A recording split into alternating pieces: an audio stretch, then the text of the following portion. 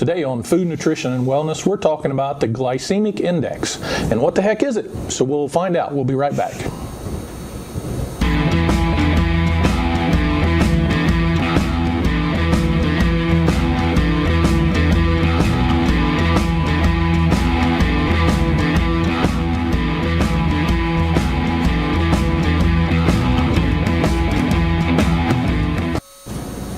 Hello everyone, thanks for watching. Today we're talking about the glycemic index. Dan, what the heck is it? What is this word glycemic? Is it glycemic? Yeah. Obviously it's something related to diabetes or something, or is it just an overall thing? Sure. So it relates to carbohydrates and blood sugars. And so, okay. And it's not just for people with diabetes, it's for people that just want to eat healthier too. Oh. So it's important. Okay. Term. We'll talk about what it is and the theory behind it and that type of thing. So. Okay. You've got some slides for us? Yep. So let's kind of go over our objectives for today, and hopefully we'll get through all these things, but we'll see. So it's important to understand all people to understand, where are carbohydrates found in our foods, and I think people think just table sugar has carbohydrates, but really starches do too. So we'll talk about where we find carbohydrates, and then we should have an understanding how carbohydrates fit into our meal plans, and so we'll talk about that, and then know a little bit about what types of carbohydrates should we eat more of, and what should we eat less of. Okay. And they get back to healthy foods versus foods that we not so healthy. Maybe we need to eat less of. So okay. So why should we eat well? And we really need to be motivated to eat well. Eating well helps us feel better throughout the day. We have more energy, and certainly we have better quality of life because we may not live with some chronic illness like diabetes or heart disease or that type of thing. So, we want to maintain independence as long as we can, have a good quality of life. So that's why eating well is important. So let's talk about carbohydrate foods, and then we'll kind of get into the health benefits of certain carbohydrates versus others. So carbohydrates are found in pasta, cereal, and breads. They're found in fruits, in many vegetables.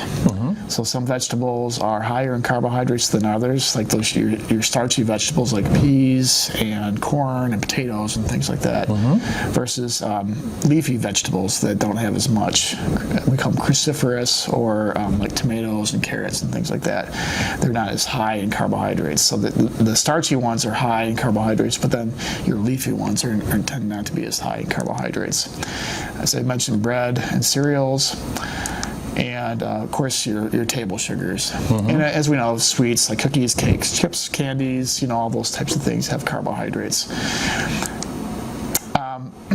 Carbohydrates are, we should eat a variety of different food groups. So carbohydrates are found in dairy products, in milk and yogurts. There's lactose, which is a carbohydrate. Of course, they're found in grains through starches. They're found in fruits. And then, as I mentioned earlier, they're found in vegetables. And as I said, some vegetables are higher in carbohydrates than others. And same with fruits, too. So, for example, pineapple has a lot more carbohydrate than, say, berries. Okay. Or bananas have more carbohydrate than, say, berries. Berries are pretty low in carbohydrate, very high in nutrients, though. Where would we find, Dan, where would we find this out? Is it on how do we find out how much carbohydrates are in a pineapple, per se? Yeah, you can go to a lot of different, you can look it up online, you can Google, there's apps that you can look at that show, the amount of carbohydrates in, say, different types of products. Now, I know if you buy it in a can, it'll have the label on it, right? And it'll tell like that.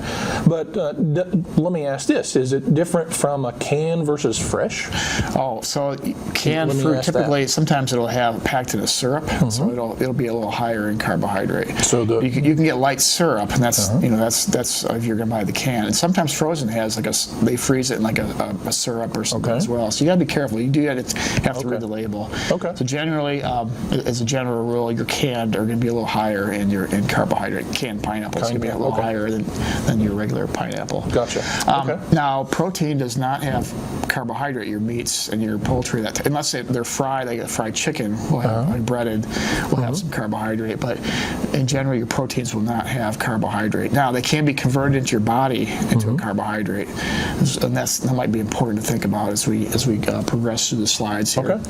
Okay.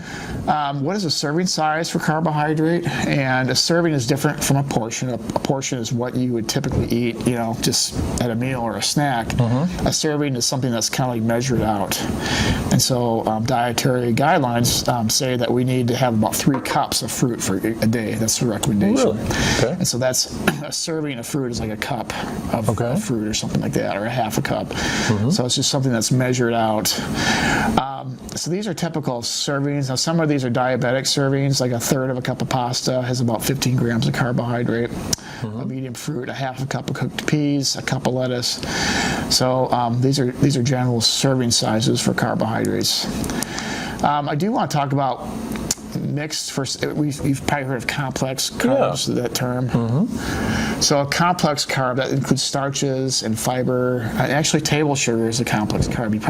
You think it's a simple carb, but it's actually complex. It's what we call disaccharide. It's a glucose and a fructose molecule linked together. And milk is the same way. It has lactose, but it also has galactose as well. So they're called disaccharides. Your simple sugars are like glucose and fructose and galactose. And so fructose is found in fruits naturally, but those are simple sugars. And so a starch is like it's kind of I think the next slide illustrates that. See that little molecule? That's a starch, and so it's made up of individual monosaccharides, but we call it a polysaccharides. So all these these saccharides are linked together like a chain almost. So when you eat a starch, what happens is it goes into your, it gets into your stomach, and your stomach kind of there's this stuff in your stomach called chyme. And it starts to kind of break things up, and it makes this soup, and then it goes through your small intestine, and then there's these enzymes that are released by your pancreas, and the enzymes break up these polysaccharides into the monosaccharides. So in the case of starch, you have all these glucose saccharides that are linked together, and then the enzymes come along and they chop them up into the individual monosaccharides. And then they're absorbed through your small intestine. And they get into your bloodstream. Gotcha. All right. So what happens is when you eat starch or you eat sugar, you absorb the sugar into your blood, and your blood sugar rises, your blood glucose, after a meal. And so your body recognizes that, and it releases insulin. And so insulin allows your cells to take up the sugar, and that lowers, the insulin is a hormone that lowers your blood sugar. So after you eat, your blood sugar goes up, the body releases insulin, your blood sugar goes down. And so insulin allows the cells to use energy, so they need that to get the sugar. They need the insulin to get the sugar into the cells. And then that lowers your blood glucose. And so the more glucose that, the higher your blood sugar goes after a meal, the more insulin you need to lower it. Does that make sense? Yeah. So obviously, if you're just eating nothing but, let's just call it junk food, usually that's the sugary stuff. Lots of carbohydrate. Yeah. Then, like you said, your body needs to produce more insulin to bring that back down. Right. Now, in some cases, obviously, as you eat that, and the more and more you eat that, that's probably worse for you, and that insulin probably at some point either gives away or there's a couple things going on. Number one, your body does have to release more insulin. That's kind of hard on your organs, your pancreas, that type of thing. And two, there's the theory is that the more insulin that your body continues to release to cover these over time, that produces that can cause like an insulin resistance, which leads to diabetes or pre-diabetes. And so you're better off. When you think about the glycemic index, we'll talk about what that is. Some foods will raise your blood sugar. Some carbohydrates will raise your blood sugar really quickly. So you'll get these spikes in your blood sugar, and then your pancreas has to work really hard to get those blood sugars to get them down. So the type of carbohydrates are important to think about. You don't want those spikes, but then the amount of carbohydrates is also really important that you eat in a meal. So we'll talk a little bit more about that. Is there something that you can eat to help that go down? Yes. Without there are things that you can eat. We'll talk about what those are. Coming up. Things ways you can prepare your meals to avoid those spikes. Okay. But great. Most dietitians will tell you what's really important is the amount of carbohydrates that you consume too. That's important. But the rate at which carbohydrates are digested can influence our health. So when you eat food, digestion is a process of breaking up the carbohydrates. Remember that slide into the individual molecule. And then there's also absorption. So there's digestion and absorption. And the rate at which your blood sugars rise can influence your health. And so the slide's a little bit hard to read. So the glycemic index is a value that's assigned to different foods.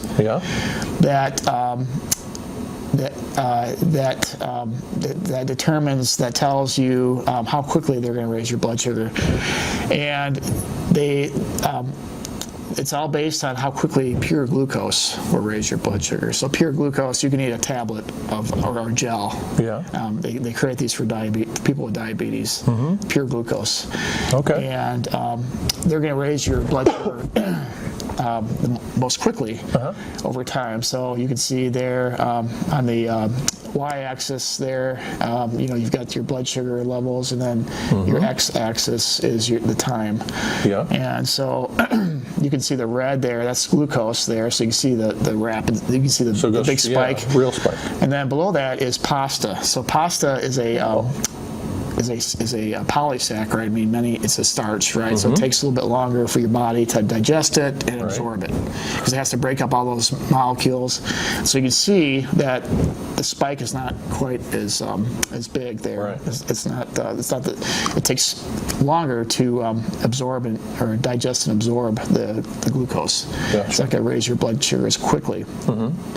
So the red line, like you said, that's glucose. Is that straight little? Okay.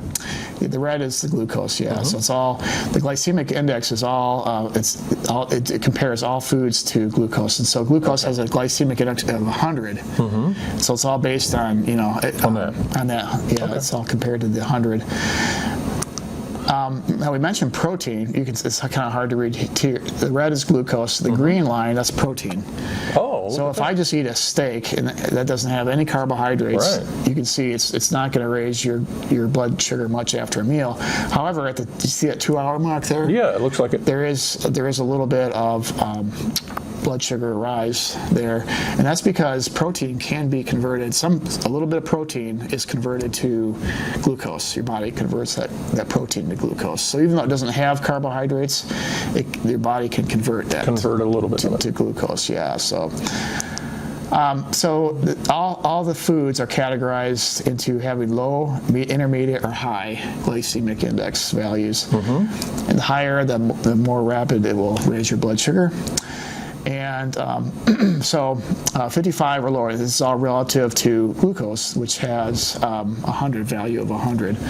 So some foods, like beans, for example, will be very low, and other foods, like, for example, some tropical fruits will have 70 or up. Watermelon is actually very high. Now, what's also important to think about too, as I mentioned, remember those charts I just showed you. This is so the 50 grams of. This is comparing 50 grams of glucose, pure glucose, to the amount of pasta that contains 50 grams of carbohydrate. That would be equal. So watermelon, for example, is very high glycemic index. So watermelon. So it would be almost like a spike there. That's right, but you have to eat a lot of watermelon because the amount of carbohydrate in the watermelon is, it's very low actually. So you have to eat quite a bit of watermelon to get that 50 grams, to get that kind of spike. So even though it has a high glycemic index, it's very the carbohydrates are not digested. I mean, they're not concentrated. Not concentrated. Right. Exactly. Thank you. Right. Yep. I understand. So, what are some factors that can influence the carbohydrate digestion? You were asking about this earlier. Well, foods that have a lot of fiber, like especially whole grains and beans, and things like that, that actually slows down your digestion. Oh, it does. So that's why we recommend people eat a lot of fruits and vegetables and whole grains, because you're not going to have those spikes. Okay. The fiber will slow things down. The particle size of the carbohydrates that can make a difference in your rate of digestion. So some starches, for example, basmati rice is really low glycemic index compared to other types of rice varieties, and it has to do something with the particle sizes and also the starch properties. Acidity is actually can slow down. So you know, a little bit of vinegar in your food actually slows down your carbohydrate digestion absorption. So is that something like, would pepper or something like that do it as well, or is that like salad dressings or even like vinegar, acidic types of foods? Okay, any kind of, you know, if you're having a piece of bread and you have some salad and some vinegar on this, and you know, the vinegar and oil on the salad dressing, that's actually a good thing. Okay, so that's better than. Yes, absolutely. Sure. Sourdough bread is actually lower glycemic index than regular white bread because of that acidic Because value. it had has some interesting. And actually, fat slows down your blood. It will lower the glycemic index in food. So pizza, for example, is pretty low, and even a Snickers bar is pretty low glycemic index. Really? Is it just because it's so hard to digest? Right. So what happens when you eat a high-fat meal, it kind of sits in your stomach a little while. Okay. So a person with diabetes will often find, like I find this being a type 1 diabetic, that I eat a few pieces of a pizza, and I won't see a blood sugar rise until like 4 hours after a meal. Until later. Oh, because then it's finally processed and then releases in your body. Right. So the fat just when high-fat foods just kind of sit in your stomach for a while, and they're not digested really quickly. Interesting. Well, that's good to know. I didn't realize that. Now, that's not to say you should eat fatty foods all the time. Well, yeah, I guess that's true. Because don't do that. Fats are very high calorie, and they promote weight gain, and not good for your heart and arteries and that type of thing. Right. But having a little bit of fat in your food is not necessarily a bad thing either. Okay. And most of the foods that we eat have a little bit of fat. I mean, and that's why we get into the idea of dietary variety. That's why it's important. You think about the My Plate model and the different foods that's recommended. Yeah, with them different portions and things. Yeah. Mentioned starch properties. That's really important. And then cooked versus raw. So once you cook like rice, or you cook even carrots, they become that raises their glycemic index. It's easier for the body to digest and absorb cooked foods rather than raw. So. Interesting. I didn't realize that either.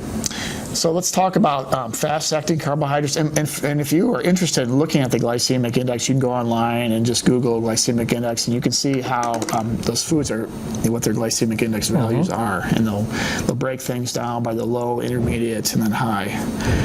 It's just kind of it's good to think about sometimes. So our processed flours and grain, when they manufacture white bread, basically what they do is the endosperm, they strip away all the fiber, like the bran, and you're sort of left with just that starchy endosperm. So you don't have as much fiber in those processed grains. Okay. And so white breads, cereals, things like Pop-Tarts, those have starches that are rapidly digested. So they all have very pretty intermediate, very high glycemic index.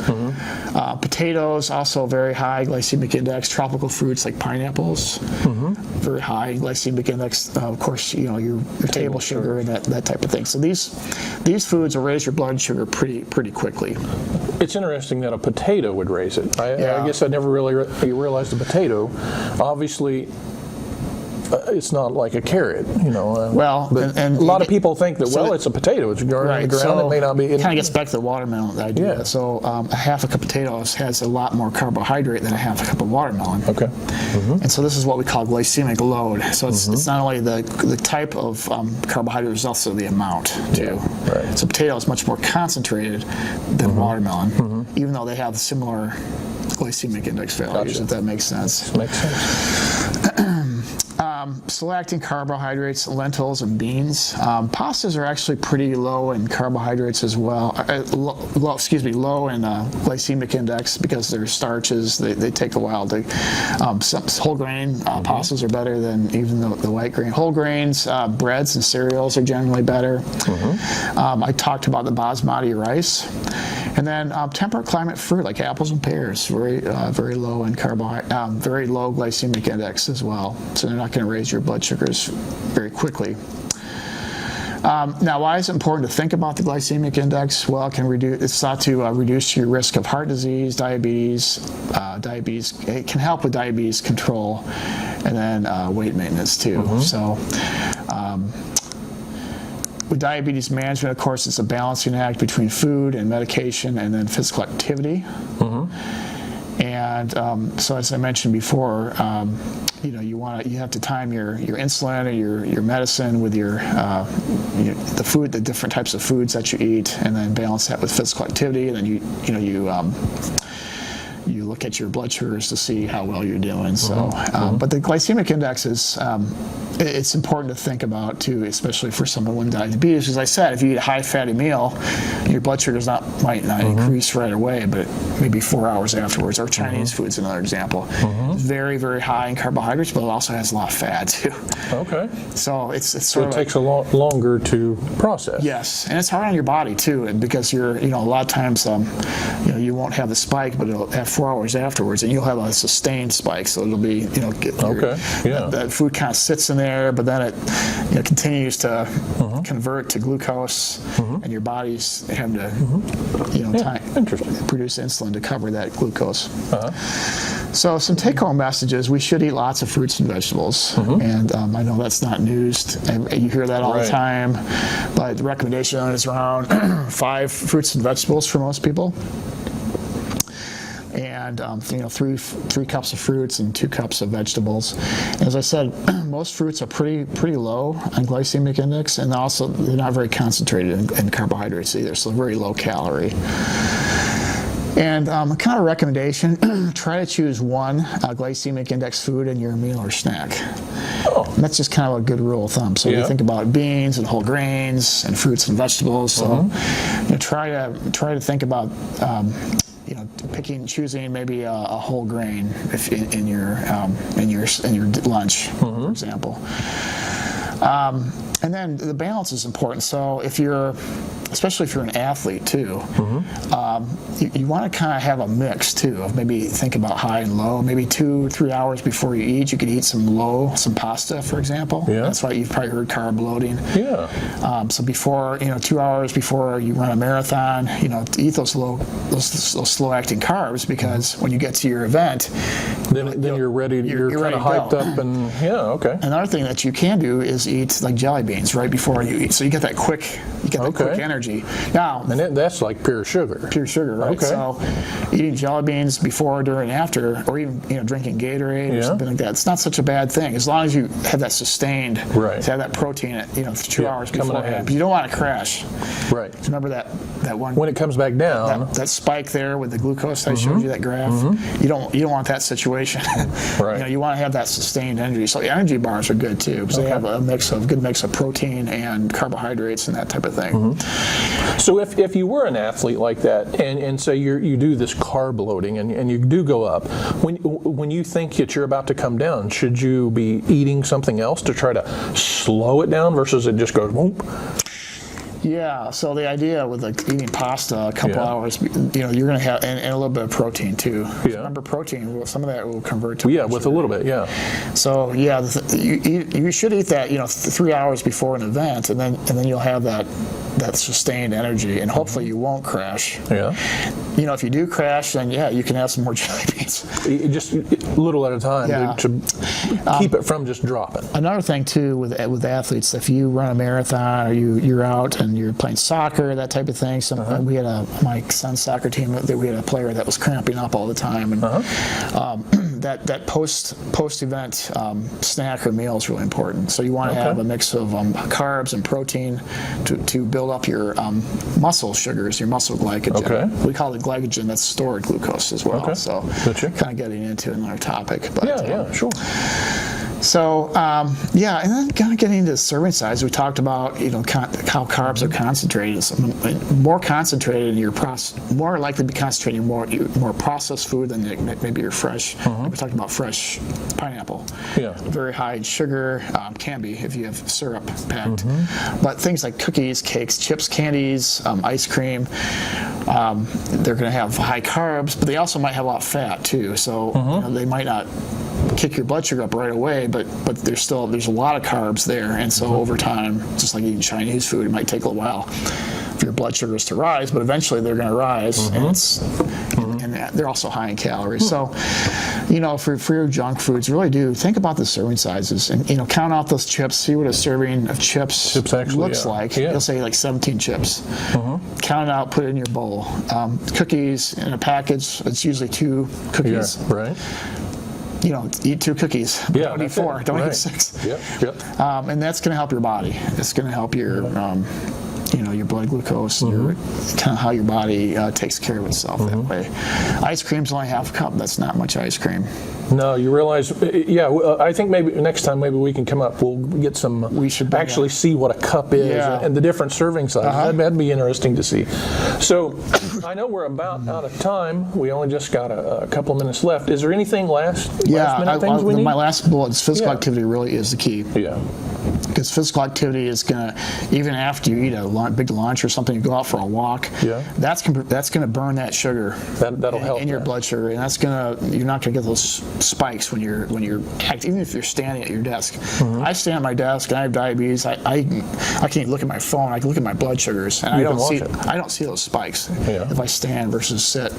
So physical activity can really, really help your body. And I think that's really a good take-home message. Like I said, there's lots of information about the glycemic index. It's kind of a complex topic for a lot of people to understand. But it kind of gets back to like the general. It sort of, I think it reinforces the dietary guidelines and the recommendations that you hear me talk about every month. Come on, so. It's good information, and it's kind of another way to think about things, and it might give you some tips about just little things you can do every day, every meal or snack to improve your diet. Okay, great. Well, Dan, thank you very much. Again, really interesting topic, and I think the next ones, if we're talking about the serving size, we'll do that. We'll bring in some measuring cups, and we'll look at actual serving sizes. I think that'd be a good follow-up. I like that. So until next time, Dan, Duane, we'll see everybody later.